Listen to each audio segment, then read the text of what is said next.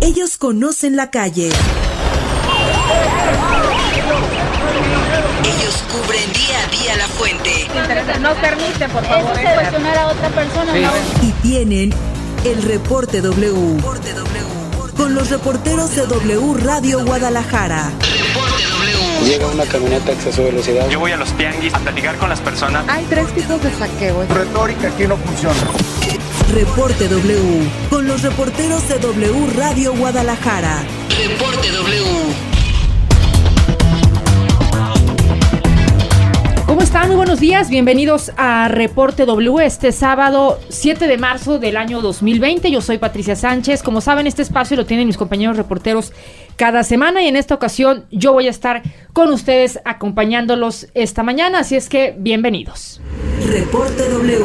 Comparte tus ideas con nosotros en Facebook. W Radio GDL. Reporte W. Y bueno, oigan, el tema que tenemos el día de hoy, por supuesto, es obligado, no podía ser otro. Vamos a hablar de dos temas que van de la mano. Mañana, 8 de marzo, domingo, es el Día Internacional de la Mujer. Estaremos hablando de ello y también de lo que va a haber el día lunes en México. Me parece será un día histórico, el 9 de marzo, el paro nacional de mujeres, que como ya todas estas semanas, estos últimos días hemos escuchado, pues el motivo, el significado, pero justamente el día de hoy, para hablar de ello, pues hemos invitado, y no podía ser otras voces más que de mujeres, expertas, académicas, activistas, pues conocedoras del tema, voces autorizadas de este tema, para platicar y analizar sobre todo pues en el contexto que se da y en la urgencia que llega este paro nacional aquí en México. Así es que las vamos a ir presentando. Primero me acompaña Laura Plasencia, ella es integrante de Parité y de CLADEM. Parité es el Observatorio Ciudadano de la Participación Política de las Mujeres. ¿Qué tal, Laura? Buenos días, bienvenida. Hola, Pati, buen día, buen sábado para todas y todos los que nos escuchan. Un gusto estar aquí. Muchas gracias, Laura. Y bueno, también nos acompaña la doctora Patricia García Guevara.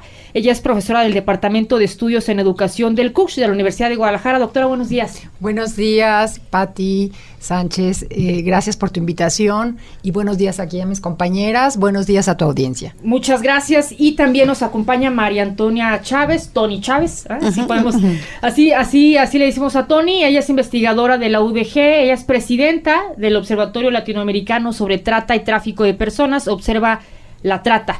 Tony, bienvenida. Bien, muchísimas gracias, Pati. Bueno, pues como ustedes saben, mañana es el Día Internacional de la Mujer, el lunes es el Paro Nacional de Mujeres, ahorita lo iremos comentando entre todas, pero una primera idea de cómo llegamos aquí en México, algo que va a ser histórico, el 9 de marzo, este Paro Nacional.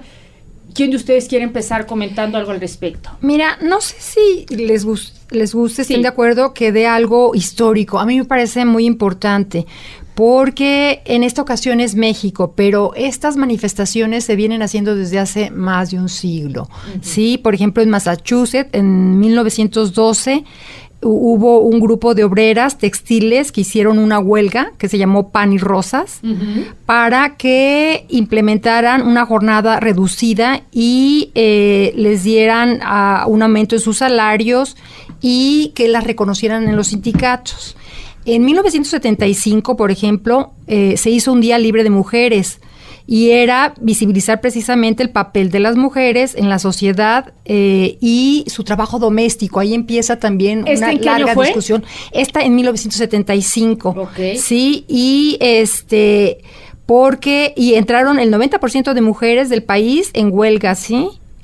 Por ejemplo, en 2016 en Polonia se llamó el Lunes Negro, se convocó también a una huelga en protesta, ¿sí?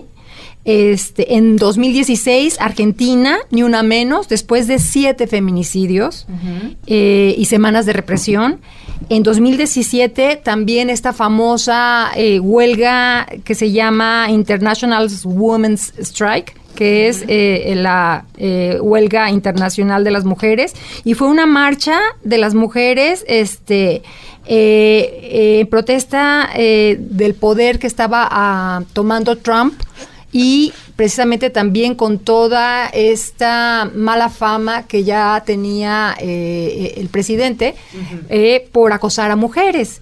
Sí, en 2018 hay un paro internacional de mujeres en España, ¿sí? Por el 8 de marzo y se le denominó Día Internacional de las Mujeres Trabajadoras. Y ahora nos toca aquí, el 2020, con un día sin nosotras, ¿sí? El 9 no se mueve. El lunes. Ahora, el lunes. Con el contexto que nos da Pati, pues quiere decir que entonces, ¿por qué no lo habíamos hecho, no? Si ya, digo, los feminicidios en México, la violencia de género, pues no es nueva, es de años atrás, y llegamos en este momento tan fuerte, tan crítica la situación, y ver las fechas, digo, ¿por qué no lo habíamos hecho antes, no? Pero ibas a comentar algo, Laura, me parece. Claro, en México me parece que es importante tener memoria histórica. Las mujeres en México hemos tenido la lucha por los derechos de las mujeres desde el siglo pasado. 1916, el primer Congreso Feminista en Yucatán, donde se plantea una agenda muy clara de toda la amplia gama de derechos humanos de las mujeres, que en aquel entonces eran únicamente derechos civiles y políticos y reproductivos. Y obviamente pareciera que el México que hoy conocemos siempre fue así, ¿no? Las generaciones jóvenes tenemos que estar conscientes del legado que recibimos de nuestras abuelas, nuestras bisabuelas, nuestras madres, porque desde el inicio del siglo pasado se peleó por ser ciudadanas en este país. No éramos consideradas ciudadanas. No éramos consideradas, por ejemplo, para tener derechos de propiedad, derechos para recibir herencia. El divorcio no existía en aquella época. No contábamos, obviamente, con la igualdad laboral, la igualdad en la Constitución. Ni siquiera teníamos el derecho a emitir el voto o ser candidatas. Eso lo conquistamos en el 53.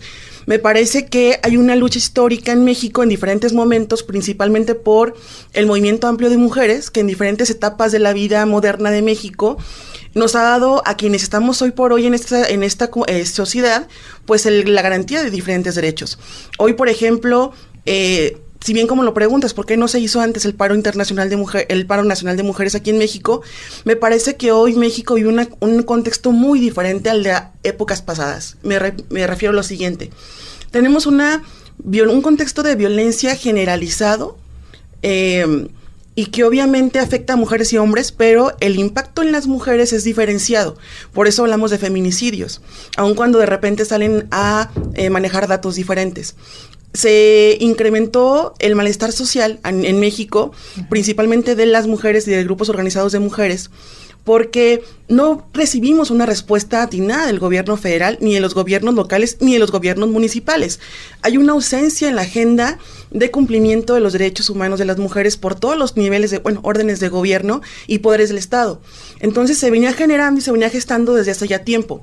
El año pasado fuimos testigas de cómo en el ámbito federal se recortaron presupuestos que eran importantes para las mujeres trabajadoras. Claro. Por ejemplo, el disminuir el recurso para estancias infantiles. ¿Cuántas mujeres que nos escuchan el día de hoy, sábado, no requieren ese servicio para poder tener una vida laboral, ¿no? Después vimos cómo había un embate por parte de la Fiscalía General de la República de eliminar el delito de feminicidio, que es una conquista histórica y que data de la sentencia de Campo Algodonero, de esos brutales asesinatos de niñas que eran violadas y que eran además arrojadas al espacio público con total impunidad.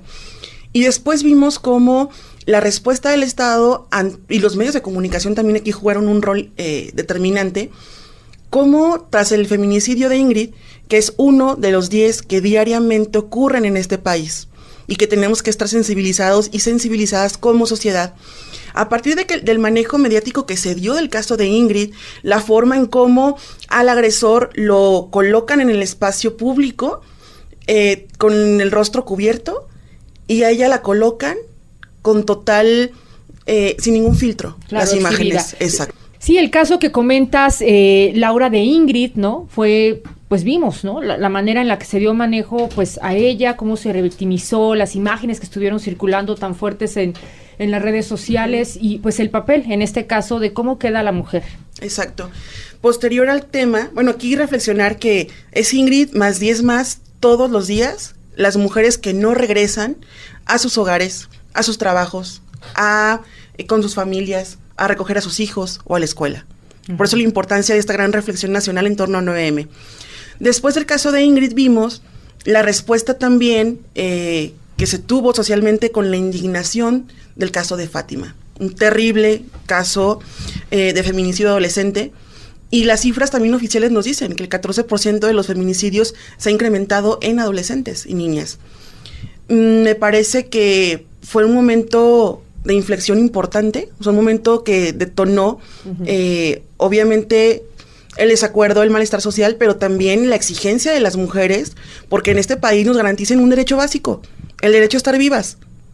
Claro, ¿no? Al no tener miedo, a la seguridad. Exacto. A, como dices, a tener la seguridad de que voy a regresar y no va a pasar nada, ¿no? Que puedo andar en la calle a tales horas y me siento segura. Claro, porque, a ver, en este país, diariamente 10 mujeres son asesinadas, 500,000 niñas y mujeres son violadas al año. Cotidianamente, ¿cuántas de nosotras no hemos viajado en transporte público o de las que nos escuchan y nos cuidamos ciertas partes del cuerpo? Así es, y que no podemos, no nos sentimos seguras y es algo que no debería de ser, ¿no? Porque pues estamos en nuestra ciudad, estamos haciendo nuestras actividades. También un primer comentario, Tony, al respecto. Sí, claro, yo creo que mis compañeras han dejado muy claro cuál es la esencia de este movimiento, de este paro, y creo que desafortunadamente todavía sigue permeando por la influencia de las redes sociales, por la manipulación mediática, esa reacción machista de decir, bueno, pero si son más hombres los que mueren. Eso justamente les iba a preguntar ahorita, porque justamente esta semana que pasó, se decía y ponían datos, ¿no? Decían datos, no opiniones. Son más hombres los que son asesinados, víctimas de homicidios y no mujeres.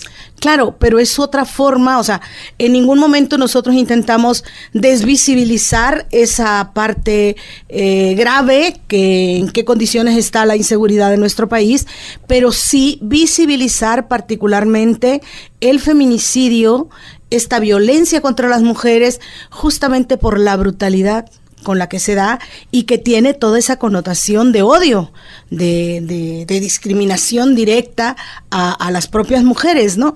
Entonces, menciono esto porque desgraciadamente el propósito de las redes mediáticas y por tratar de desfigurar, de desvisibilizar esta incomodidad que ha existido desde el mundo de las mujeres y particularmente desde los grupos de feministas, de decir basta el feminicidio, basta la violencia contra las mujeres y las niñas, de pronto la quieren desencantar con esto, como decir, bueno, pero hay más hombres que matan. Pues bueno, nosotros también estamos en contra de esos hombres que son asesinados y que esperaríamos también cómo desde el mundo de los hombres están reaccionando a esto que las mujeres hemos reaccionado y que tratamos justamente de visibilizar y de poner un alto, ¿no? Que pare el feminicidio, que pare la violencia contra las niñas y contra las mujeres y que nos posicione entonces en un punto fundamental de la agenda feminista. Y lo que tú mencionabas, ¿por qué ahora? ¿Por qué hasta ahora? Yo creo que ha sido una manifestación que se ha dado siempre a lo largo de la historia, pero que ahora lo que se trata de demostrar es justamente visibilizar ese contexto de mayor riesgo que nos encontramos las mujeres en este momento. Corresponde más a esta situación histórica, contextual de lo que está sucediendo y que es ahora lo que queremos visibilizar y lo que queremos hacer un llamado a toda la comunidad, a toda la ciudadanía, tanto hombres, mujeres, como demás grupos sociales, simplemente para que apoyen esta causa de poner un alto a la terrible violencia y visibilizar el débil acceso a la justicia que tenemos en México y que por prácticamente esta terrible impunidad, esto sucede todos los días. Y seguirá sucediendo si nosotros no nos comprometemos a pararlo. Claro, hasta acá hemos llegado, ¿no? Justamente por la impunidad, por el no actuar de las autoridades. Y lo que decías de los hombres, no es que le quitemos importancia a lo que sucede con ellos, pero tampoco queremos que esto le reste importancia a lo que está sucediendo ahora con las mujeres. Pati. Sí, mira, me gustaría agregar que esta violencia masculina y que se da más los asesinatos entre hombres, es precisamente porque tenemos que hacer cambios en la cultura. Ese es un punto muy importante también en esta revisión que tenemos que hacer con este movimiento, ¿sí? Al hombre se le permite ser más agresivo y se le refuerza que tiene que ser más agresivo. Es hombre y entonces tiene que orinar más lejos, tiene que pegar, tiene que luchar contra el otro hombre. Lo tiene metido en su educación desde que está chiquito. Y muchas mujeres también, ¿estás de acuerdo? Sí, está bien que sea así, ellos no lloran, y la mujer, tú cállate, tú calladita te ves más bonita, tú preocúpate por lucir siempre bonita. Entonces, eso provoca que los niños y las niñas crezcan unas, ¿sí?, sintiéndose ciudadanas de segunda, sin derechos, y el hombre con todos los derechos del mundo, con toda la agresividad del mundo. Se le llama masculinidad hegemónica, así que es una masculinidad agresiva. Estos son los cambios que también propone la agenda de las mujeres, ¿sí? Revisar esos papeles que nos hemos comido, que nos hemos acostumbrado a que así debe de ser. Desde familias, ¿no? Se ha inculcado de repente que la mujer siempre tiene que estar protegida por el hermano mayor o por alguna figura masculina, porque solas tal vez no podemos, ¿no? Sí, entonces esos son los cambios que tenemos que hacer. Tenemos que hacer cambios estructurales en las leyes, pero también cambios culturales. Las mamás tenemos que revisar, las tías, las abuelas, eso que nos comimos sin saber, estos mandatos, estos preceptos, sí, estas ideas de que así tienen que hacer las cosas, ya no operan. Tenemos que innovar, tenemos que buscar nuevas maneras de convivencia. El hombre puede llorar, el hombre no necesariamente tiene que ser agresivo, el hombre puede cocinar, el hombre puede acompañar a su esposa en el parto, el hombre puede educar también a los hijos y no lo hace menos hombre.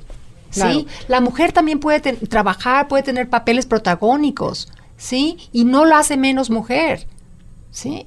El hombre puede ayudar al trabajo doméstico y no lo hace menos hombre. Al contrario, la hija se va a acostumbrar de que no tiene que soportar a un marido en el futuro, ¿sí? Que la golpee, que la destroce, ¿sí? Y que no se tiene que quejar y que no tiene que estar calladita porque se ve más bonita. Uh-huh. Tiene que reclamar sus derechos. Y en la medida en que desde el hogar se dé esto, también se va a difundir en otros espacios sociales, ¿sí? Claro, es un cambio de cultura, de educación que va empezando desde ahí. Así es. Mucho se ha hablado también, Laura, Tony, Pati, de el papel de los hombres en este movimiento. ¿Y qué van a hacer ellos el día 9 y cuál es el papel de ellos? Si quieren comentar al respecto. Me parece que es importante la gran reflexión. Yo lo escuché en una ocasión de Tony, en un programa en el que coincidimos, y son palabras de Tony. ¿Qué van a hacer los hombres el día después? ¿No? Sí. A ver, el día 10 de marzo, pues ¿qué van a hacer las instituciones? Pero principalmente como sociedad, a ver, una reflexión. Ningún partido y ningún político va a cambiar a México si las y los mexicanos no lo hacemos. Y la gran transformación viene en las bases, no viene de las cúpulas, viene de la base social. Y aquí me parece importante lo que reafirma Pati en relación con, a ver, revisemos los modelos de crianza, revisemos cómo estamos criando mujeres y varones, revisemos también todo lo que se nos ha dicho desde pequeñas. Lleva short debajo de la falda porque los niños en la primaria te van a ver tus partes íntimas. Cuídate de no caminar en una calle a altas horas de la noche porque puedes ser víctima de un delito. Ha sido una cultura dentro de la sociedad, o han sido mecanismos dentro de la sociedad que nos han educado a las mujeres a generar mecanismos de defensa para no ser agredidas, pero que no sanciona a los agresores, ¿no? Que no dice a los hombres que no es correcto, ni justo, ni ético, ni válido, y que es ilegal el menospreciar, discriminar, ejercer violencia en contra de las mujeres, que no le dice a los varones que la violación no está permitida ni legalmente porque es un delito, pero que tampoco tiene por qué ser permitida en los contextos sociales, ¿no?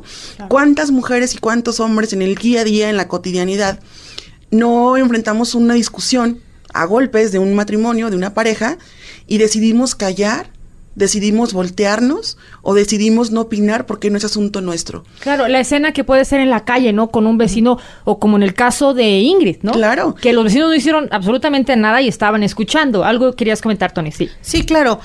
Con relación a esto que menciona también Laura y que dice entonces, y que tú lo comentabas, o sea, ¿cuál es el papel de los hombres ante este movimiento, tanto el 9 y los días que le sigan? Yo creo que definitivamente es un punto para iniciar la reflexión. No es continuar la lucha, la competencia de si son más hombres o más mujeres las que están en condiciones de homicidio, y en el caso de las mujeres de feminicidio, con toda esa connotación de odio hacia las mujeres, sino ubicar realmente ¿qué nos corresponde? ¿Qué nos corresponde a los hombres reflexionar cuando la manifestación del día 9 es justamente el miedo que genera la inseguridad, la violencia contra las mujeres y el miedo al feminicidio? Tú misma lo señalas, o sea, que no nos animamos a salir a medianoche porque nos sentimos inseguras, no nos animamos a ir a determinados lugares o a andar solas. Si la libertad realmente es el derecho a la vida, o sea, parte de la libertad es esos derechos a los que tenemos acceso las mujeres y el más fundamental a la vida, y que si las mujeres decimos que el mayor miedo que tenemos, aún en todas las condiciones y los contextos, tiene que ver con los hombres, yo creo que es una tarea enorme que les toca a los hombres, de decir en qué medida nosotros estamos generando ese miedo, estamos propiciando esa violencia y estamos dejando pasar los feminicidios. Entonces creo que es una tarea fuerte. Los hombres, considero que por ética tendrían que solidarizarse con el propósito de la marcha, más que estar compitiendo de que somos más los hombres que somos asesinados, porque claro. En realidad se me hace una respuesta infantil, inmadura, por no decir estúpida. Yo creo que es el momento de solidarizarse, de acompañar los procesos y también respetar las formas como las mujeres queremos hacer el paro y las formas como las mujeres queremos hacer la marcha. Creo que es una tarea muy fuerte, es una reflexión muy de fondo la que tienen que hacer los hombres y los grupos de hombres. O sea, en lugar de estarse reuniendo para ver qué desfachateces hicieron la peda de la semana pasada, pues que ahora se reúnan las desfachateces que hacen todos los días para seguir ridiculizando a las mujeres y obviando la gravedad que estamos viviendo en el país por esta violencia hacia las mujeres, y que principalmente es desarrollada por los hombres. Sí, con estas pequeñas formas de violencia, como dices, en la cotidianidad, lo que hacen para abonar a las diferentes formas de violencia en todas sus expresiones, ¿no? Porque generalmente cuando escuchamos violencia nos referimos a la física, pero sabemos estar la económica, la verbal, la psicológica, la emocional y de todas. Y también lo que comentabas sobre pues el papel que ellos tienen después de, ¿no? ¿Qué es lo que sigue? Porque yo creo que desde el momento en que un hombre dice, bueno, es que también a los hombres nos asesinan más que a las mujeres, ya están compitiendo. O están dando, o no están entendiendo el tema, la forma en la cual se quiere dar, pues, esta manifestación, esta protesta del 8 de marzo y bueno, con el paro del 9. Ahora, claro, asumirlo como personas, yo creo que lo único que hace es minimizar la gravedad de lo que estamos pasando en el país, las mujeres y bueno, también los hombres, ¿no? En estas condiciones de violencia, pero es como querer minimizar y no querer ver y no darse cuenta, como estar todavía en ese proceso de la negación y de la resistencia, de que las mujeres estamos levantando la voz por situaciones muy claras. O sea, nos están matando, nos están violentando y nos han violentado desde siempre. Entonces, creo que el papel de los hombres, tal como tú lo subrayas, pues tendría que ser ese. ¿En qué medida me corresponde? Y me corresponde también luchar por ese México más pacífico y por ese México que respete a las mujeres y les garantice el derecho a la vida, el derecho a una vida libre de violencia, el derecho a una vida armónica, y me corresponde el qué debo de hacer para que las mujeres no tengan miedo. Claro. Ahora, algo bien importante, pues el tema de lo que han hecho las autoridades o lo que han dejado de hacer para evitar, prevenir, erradicar la violencia.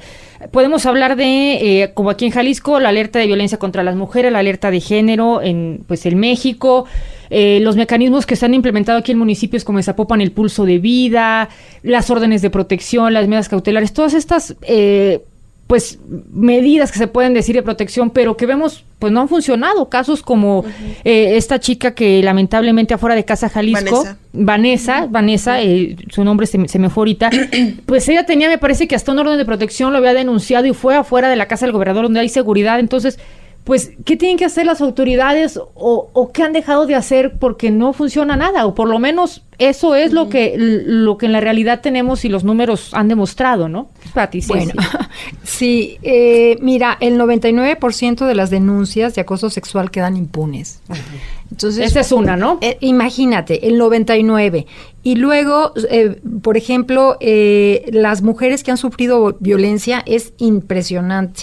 Es un número muy alto en donde por ejemplo, de 46.5 millones de mujeres de 15 años o más, que hay en el país, 66%, o sea, 30.7 millones, han enfrentado violencia de cualquier tipo, al menos una vez en su vida, ¿sí? Una vez en su vida. Entonces, pues los cambios tienen que ser legales, los ministerios públicos tienen que ser sensibilizados, los ministerios públicos, los jueces, todo el sistema legal, judicial, tiene que ser sensibilizados, tienen que dialogar entre ellos de que esta situación no puede sostenerse más. Hoy son una mujer que no conocen, mañana pueden ser sus hijas.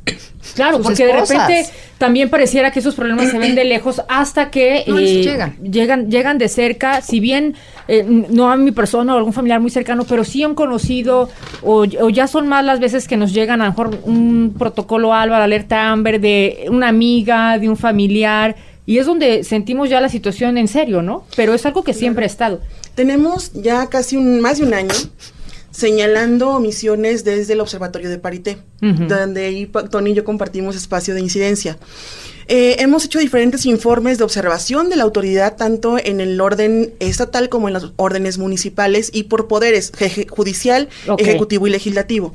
En este orden de ideas, yo abonaría lo siguiente. Primero, en el caso del Ejecutivo, desde el diciembre del año pasado hicimos un informe, lo publicamos, lo enviamos y no hemos tenido respuesta del gobierno del Estado. ¿Qué señalan ahí principalmente? Claro, principalmente. En Jalisco, a 1 año, 3 meses de la administración, no se ha instalado el sistema estatal para prevenir, atender, sancionar y erradicar la violencia contra las mujeres.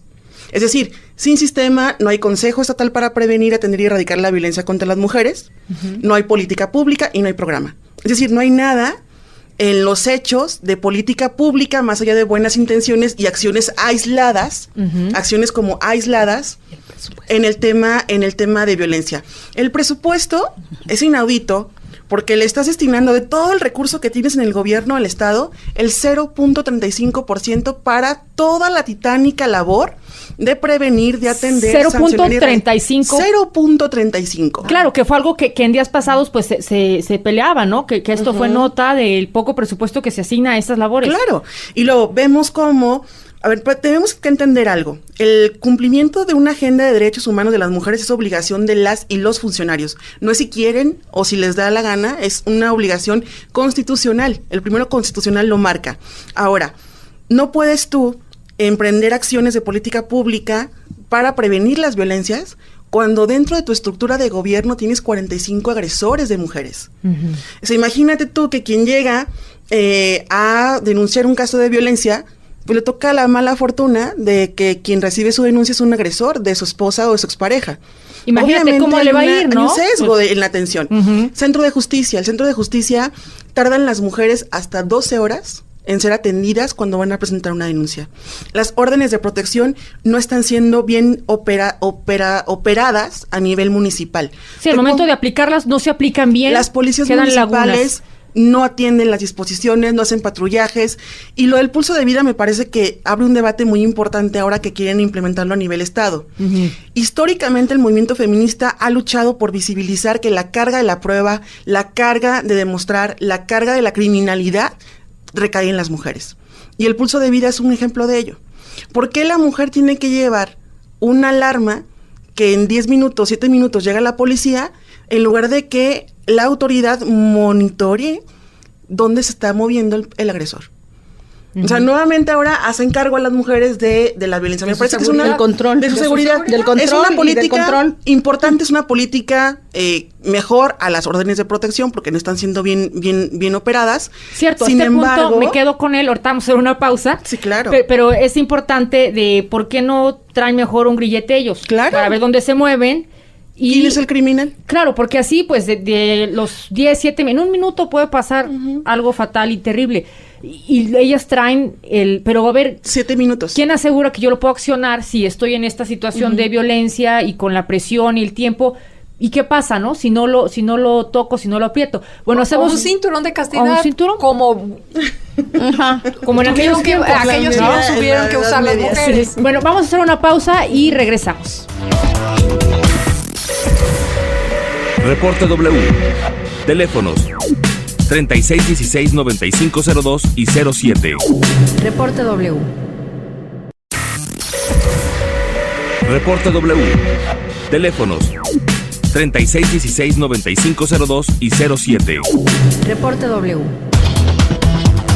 Bueno, estamos de vuelta aquí en Reporte W, hoy sábado 7 de marzo, nos sintonizan aquí en W Radio, soy Patricia Sánchez y bueno, estamos hablando hoy sobre este paro nacional de mujeres que vamos a vivir este próximo lunes, pasado mañana, lunes 9 de marzo, un día después del Día Internacional de la Mujer. Está aquí en cabina Laura Plasencia, integrante de Parité y CLADEM, también está Tony Chávez, ella es investigadora de la UDG, presidenta del Observatorio Latinoamericano sobre Trata y Tráfico de Personas, y Patti García, quien es profesora del Departamento de Estudios en Educación del CUCH. Antes de ir a la pausa comentábamos sobre el tema, y nos comentaba Laura, del pulso de vida, que es este collar o pues sí, como gargantilla que traen las mujeres que tienen un orden de protección, pero comentabas algo, Tony, que recae otra vez en las mujeres la responsabilidad de ellas mismas cuidarse en vez de que le pongan pues una especie de brazalete o algo al hombre, ¿no? Claro, yo creo que en la medida de que estas órdenes de protección estén pensadas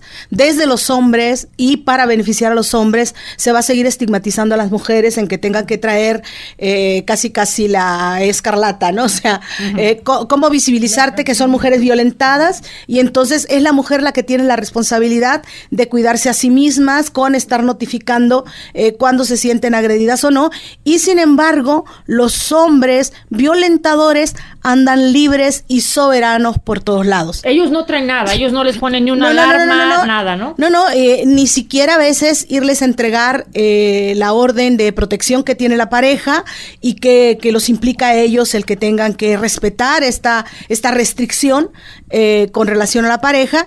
Incluso me ha tocado casos en trabajo de campo donde aún teniendo órdenes de protección las mujeres, llegan los tipos a violentarlas, y las propias mujeres en las comunidades, ellas han tomado los acuerdos de cómo hacer para que la mujer violentada alerte a las otras mujeres de que el marido está cerca o que el marido ha llegado. Desde sacar una camiseta roja, desde sacar un sombrero, y hacen estrategias entre ellas, entre ellas, o de cómo correr todas al primer parque y entre todas empezar a hacer algún grito de que estamos juntas, somos fuertes, porque en muchos de estos barrios ni siquiera la policía llega. Entonces, ¿de qué sirven una orden de protección, no? O una denuncia. Sí. Claro, de eso y nada, yo creo que de eso, después de haber provocado la mayor violencia, de que la mujer fue y denunció y que el otro se siente todavía mucho más agraviado, aun cuando la autoridad no hace absolutamente nada para limitarle el que él repita la agresión, pues entonces las mujeres realmente, esas iniciativas, esas grandes iniciativas que promueven en los medios, que se hacen desde este tipo de instancias, pues no están sirviendo de nada. Y bueno, yo creo que la muestra de que no han servido es de que los problemas se siguen multiplicando día a día y que las mujeres seguimos sintiendo el miedo y el terror de quienes ya han sido violentadas por estas personas que las han violentado y de las que no han sido violentadas de cualquier otra figura que esté en esos espacios públicos. Yo creo que esto también el día 9, o sea, lo que se hará el día 9 es una protesta también para las autoridades de manera directa de qué es lo que no han hecho y cómo no ha estado explícita la voluntad política por las mujeres. El caso de Jalisco, en qué medida se perdió más tiempo entre si se cambiaba o no el instituto a una secretaría. Que se volvió algo ya político. Claro, y que la secretaría tampoco ha dado cuenta de que haya notable diferencia desde que llegaron en el trabajo que han realizado y cómo han operado el recurso que se consiguió. Entonces, creo que el compromiso y la tarea para las autoridades es muy fuerte y que tendrán que pensar que esto que pasa el día 9, pues también es para ellos y que tendrán que sentarse y reflexionar cómo determinar líneas de acción que no sean machistas, que no sean misóginas, que no reproduzcan desde el sistema patriarcal que son esa violencia contra las mujeres. Porque a una mujer que se ha animado a denunciar y que ha ido a buscar la justicia y que no la recibe, es también una violencia del Estado. Claro, porque no se le está dando la atención que ella está pidiendo, y lo que comentaban ahorita, pues todas las políticas que se hacen con perspectiva de género, que tanto se canta esta palabra, ¿no? Perspectiva de género, pero que realmente pues no es así, ¿no? O sea, la falta de que realmente pues se piense con perspectiva de género, como en esta parte de las órdenes de protección que se la dan a la misma mujer para que se le entregue a ese agresor, pues en qué papel siguen poniendo a la mujer, ¿no? Claro, entonces de nuevo es establecer esa revictimización, esa reestablecimiento de la violencia. Uh-huh. Y bueno, el mensaje también es para las autoridades de decir es que no estamos jugando, o sea, estamos exigiendo una vida libre de violencia. Y entonces lo que esperamos después del día 9 es justamente estas respuestas formales, institucionales, serias, con la suficiente voluntad, el recurso, tanto humano como en dinero, para decir, después del día 10 las mujeres en México están seguras. Claro, el paro lo haremos mujeres, pero es para todos, ¿no? El mensaje claro. El mensaje va para todos, pues autoridades en este caso, quienes, sobre todo el tema del recurso que comentaban ahorita, pues desde ahí vemos que no se le da importancia, ¿no? Porque es mínimo, como en otros sí se les da las grandes cantidades de dinero y temas tan delicados como violencia de género y desapariciones, pues no se toman en cuenta con un recurso tan pequeño. Claro, o el recurso asignado de cualquier forma tampoco es ejercido de la mejor manera para garantizar que ese recurso llegue a proteger y darle cumplimiento a los derechos de las mujeres. Y otra cosa que quisiera reafirmar, que ya lo había comentado Laura, es en qué medida se tendría que garantizar que las mismas instancias gubernamentales, que son las que tienen la representatividad de todos los ciudadanos y ciudadanas, qué tanto están siendo garantía de que las personas que están ahí son libres de acoso, de que las personas que están ahí no han ejercido la violencia, de las personas que están ahí cumplen con las pensiones alimenticias, porque nuestras investigaciones dan cuenta de que muchas de las personas que están ejerciendo el poder político y tomando decisiones sobre el camino que deba tener la vida social y que implica a los ciudadanos, son personas que no están cumpliendo con una perspectiva de género, ni siquiera en su responsabilidad personal. Es decir, que un servidor público al cual yo voy a presentar la denuncia puede ser también un agresor, alguien que está pues siendo tal vez es machista o no está pues viviendo justamente conforme a lo que debe de ser, ¿no? Evitando una violencia de cualquier tipo y en cualquier expresión. Claro, incumpliendo con sus propias responsabilidades de persona en función a una exigencia de igualdad de género y de respeto a esta relación entre los géneros, ¿no? Y bueno, y se dice con connotada razón, ya Laura mencionaba el número de personas detectadas dentro de la administración que tienen este tipo de demandas jurídicas. ¿Cuántas mencionabas? 45 la última investigación. 45, ¿en qué administración? Del portal de transparencia fue un reportaje que salió en medios de comunicación y del 2019 esos eran los datos. Fue en el marco del 25 de noviembre. Ok, del actual, del año pasado. Del actual. ¿Ibas a comentar algo, Pati? Sí, mira, respecto a esta, digamos, frase que dices que está en todo, la perspectiva de género y en nada. Hay que también hacer un poquito de historia. Desde el 2001 fue la primera ley con perspectiva de género, ¿sí? Para la creación de los institutos. En 2006 se hizo la Ley de Igualdad entre Hombres y Mujeres. En 2012, la ley, luego siguió la ley de acceso a una vida libre de violencia. Y luego en el 2012 está la ley en el presupuesto federal debe de haber una partida para que todas las secretarías ejerzan presupuesto con perspectiva de género y hagan programas. Independientemente de que en toda esta revisión de estas leyes ha habido diferentes partidos políticos, sí hay una ley escrita que fue aprobada por los congresos. Ahora sí que, sea como sea, ahí está en la ley. Hay que bajarla y hay que hacerla una realidad, porque está en nuestra Constitución mexicana, política mexicana. Incluso al artículo 3 de Educación Constitucional está también una reforma en donde se dice que el acceso a la ciencia y la tecnología de las mujeres debe ser por igual. Entonces está en muchos niveles de nuestra Constitución y no se hace una realidad. ¿Por qué? Porque los funcionarios no saben cómo. O no quieren o escatiman el dinero. Falta voluntad, muchísima. Evaden. Sí. Las mujeres no son prioridad. Exacto, no son prioridad y aparte evaden la responsabilidad. Por ejemplo, en el tema presupuestal, estamos a un mes del aniversario luctuoso de Vanessa.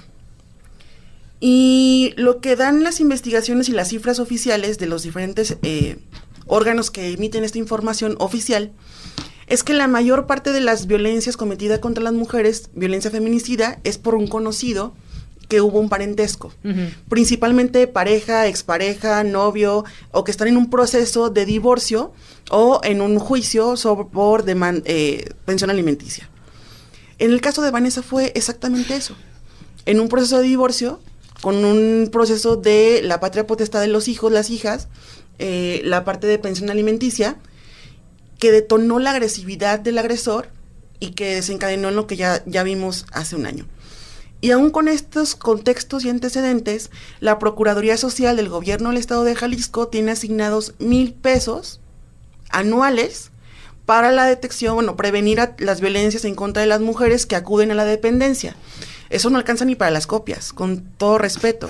No, bueno, ¿cuánto? 1,000 pesos al año. Pero 1,000 pesos es nada, ¿no? Es nada.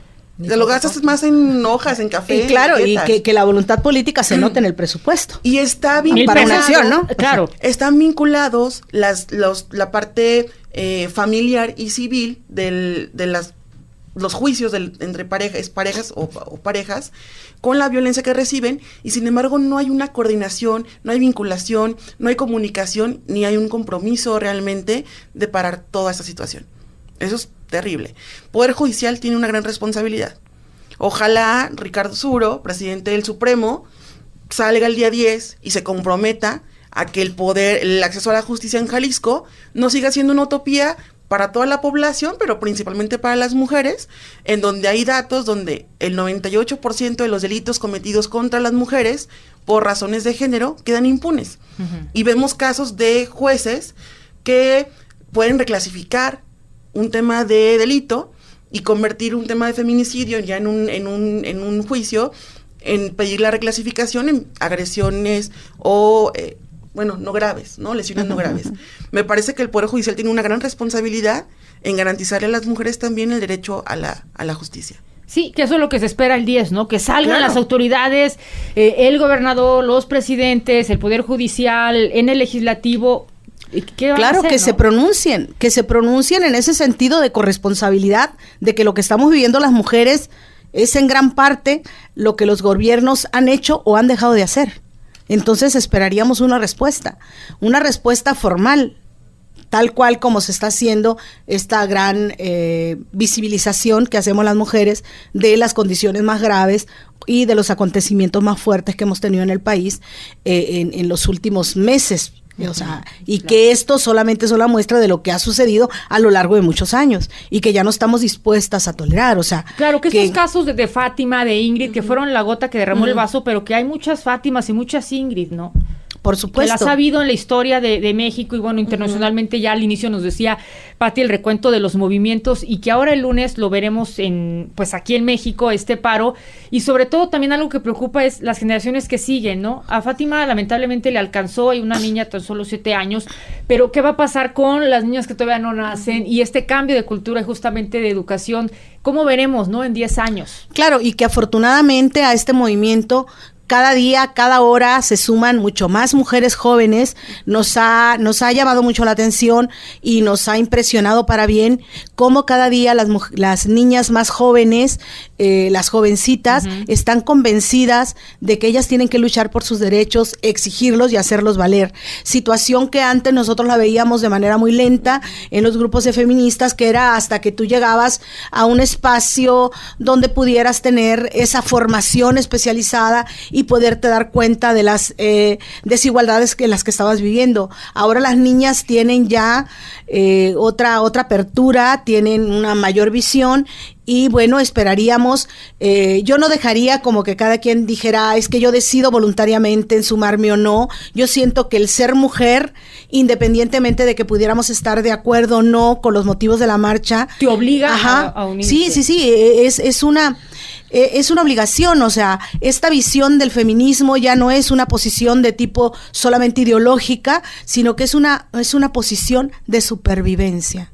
Y de supervivencia a las mujeres. Y eso nos hace entonces el tomar conciencia como mujer, que si bien es cierto, yo no estoy en la condición de mayor opresión o de violencia, pero debe de ser sensible y sororaria a lo que están viviendo las otras mujeres y la que lo están exigiendo porque han vivido en carne propia la violencia con ellas, con sus hijas o con alguien de alrededor. Y no se valdría de decir que los mismos hombres justifiquen su compromiso hacia la marcha diciendo, no, sí, es que yo tengo madre, yo tengo hijas, yo tengo hermanas. No, es que esto va más allá de lo que el círculo familiar te comprometa. O sea, la relación sentimental que yo pueda tener con una mujer o no. Exactamente, es una toma de conciencia de que es un movimiento de mujeres para beneficio de las mujeres y que yo como un ser humano, y yo como ser humano comparto ese mundo. O sea, un mundo más seguro para las mujeres será un mundo más seguro para todos. Para todos. Bien para decía, todos, ¿no? Sin mujeres no hay sociedad. Por supuesto, y entonces yo no puedo seguir minimizando mi participación en esa lógica de que solamente porque intento proteger a quien me interesa. Exacto. No, yo creo que la intención es proteger a todas, a todos, y de verdad tener una sacudida de conciencia en el país y que todas las mujeres salgamos a la marcha y que todas las mujeres paremos ese 9 de marzo y que los hombres retomemos esa posición de apoyo, de respeto, pero también de sacudida y reflexión de qué compromisos nos quedan. Claro. No de manera individual solamente, sino de manera de grupo, y que las conversaciones entre hombres ahora sean el darnos cuenta que el que dice un piropo está acosando y que el que está acosando está violentando y que el que viola también delinque y que el que paga por sexo está haciendo someter a otro ser humano. Sí, que cambien el chip de cómo lo que hacen, de tal vez eso que ellos pensaban que era normal,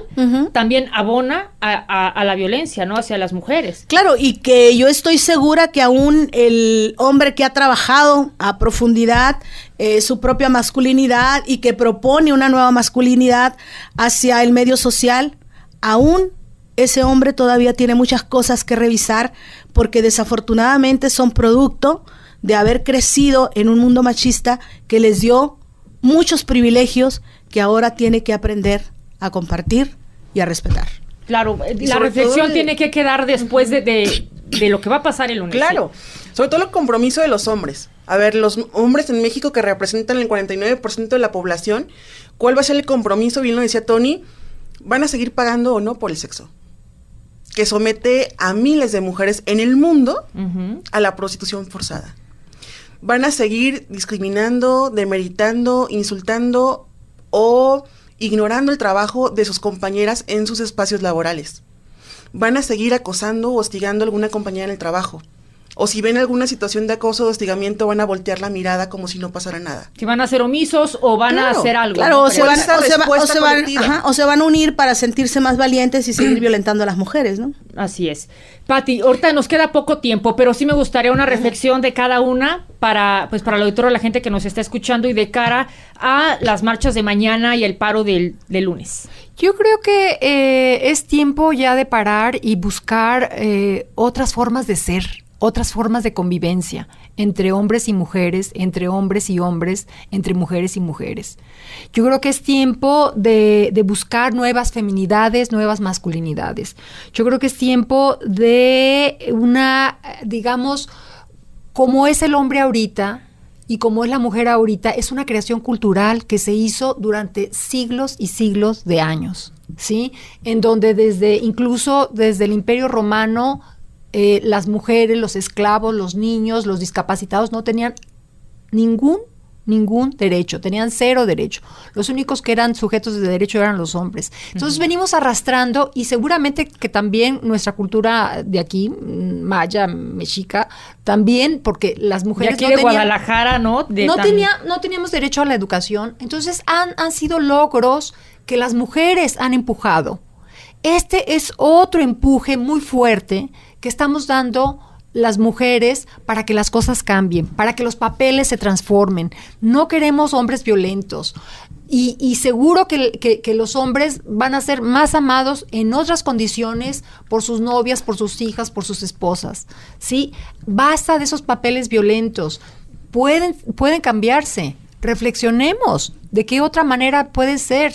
No tienen que ser duros y agresivos y matar para ser hombres. Eso no los hace hombres. Esa es la idea que, como dices, de cultura y de educación reflexionemos. Se ha inculcado, ¿no? Y se ha creado, pero hay que cambiar. Así es. Y es digamos, un alto que con esta huelga y con estas manifestaciones, las mujeres estamos diciendo, ya basta, queremos calles seguras, queremos trabajos bien pagados, no queremos que asesinen a mujeres inocentes. Claro, esa es parte de la reflexión que nos quedamos. Laura, una conclusión para cerrar, un comentario. En primer lugar, llamar a la población en general a una toma de conciencia colectiva, y en el caso de las mujeres, unirnos a la marcha el próximo domingo, mañana, sí. Y unirnos también al paro del próximo lunes. Me parece que es importante, aun cuando yo no sea víctima de violencia, el poder ser consciente de que alguna otra en mi comunidad, en mi espacio cotidiano, lo es. Y es ahora o nunca el poder generar una reflexión colectiva y un cambio profundo en México. Quienes no puedan parar por diferentes motivos, sí pedirles que se solidaricen con el uso de una prenda morada. El morado es el color del feminismo porque representa a aquellas mujeres, 123 mujeres que fueron quemadas dentro de una fábrica en Nueva York por exigir derechos laborales. La fábrica era de telas moradas. Cuando sale el humo de la fábrica, porque el patrón decidió, para parar la huelga, quemarlas. Dentro. Y por eso el color del feminismo es morado, porque representa a esas mujeres valientes que desde hace siglos han luchado por los derechos de las demás. Y que ahora, en el 2020, se sigue luchando por lo mismo.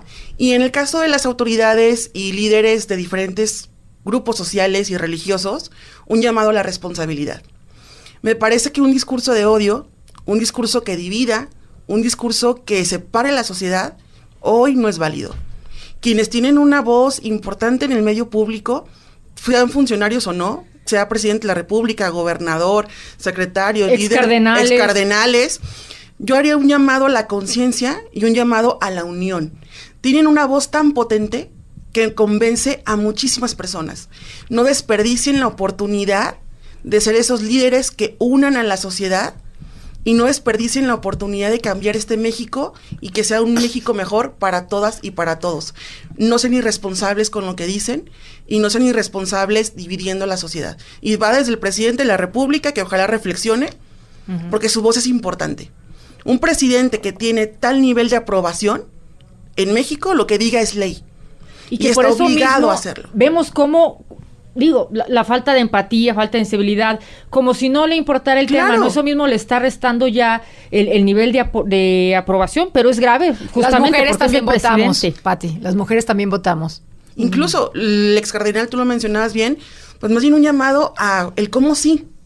Desde todos los espacios podemos transformar este México en un México mejor, para todas y para todos.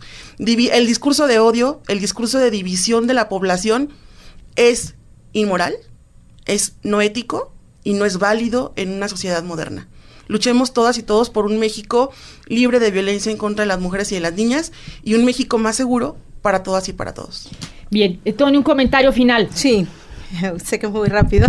Sí, bien, no. Pues yo solamente quiero manifestar que más allá de las creencias religiosas, de las formaciones familiares, de las posturas políticas y demás, creo que debemos enfatizar que las mujeres luchamos por los derechos humanos ya adquiridos, ya avanzados, y que tenemos que respetarlos, nos guste o no.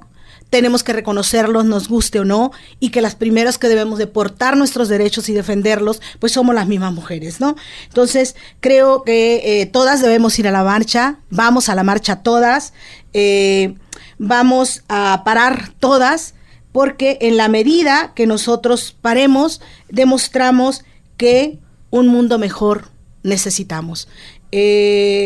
Todas demostremos que vamos a luchar por un mundo mejor y que ese mundo mejor es posible en la medida que consigamos condiciones igualitarias, y dentro de estas condiciones igualitarias y paritarias entre hombres y mujeres es no a la violencia, no al feminicidio, no al irrespeto contra las mujeres y ni una más para no ser una menos. Bueno, pues ahí está la reflexión de todas y cada uno de ustedes. Me parece que a la gente que nos escuchó, que nos está escuchando, pues todas las ideas que aquí escuchamos es para la reflexión, para ponernos a pensar, pero para decir qué sigue y qué voy a hacer yo, como decías Laura, desde mi casa, desde mi trabajo, desde mí misma, desde mi trinchera, y sobre todo para ponerlo en práctica, híjole, y un trabajo tan grande que se tiene que hacer desde las autoridades y desde la sociedad, ¿no? Desde todos nosotros, y pues el día de mañana, 8 de marzo, y el lunes, sin duda, pues que sea un parteaguas, ¿no? Para el cambio de esto aquí en nuestro país. Muchas gracias, Laura, gracias. Pati y Tony, gracias por habernos acompañado esta mañana. Gracias a ti. Gracias Pati. a ti por la invitación. Bueno, pues ahí están las ideas de todas ellas, expertas en el tema, académicas, Laura de Parité y de Claden, también Tony Chávez, investigadora, y del Observatorio Observa la Trata, sobre trata y tráfico de personas, y Pati García de la Universidad de Guadalajara. Esto fue Reporte W, soy Patricia Sánchez, que tenga excelente sábado y nos escuchamos el lunes a las 9 de la mañana. Reporte W, con los reporteros de W Radio Guadalajara.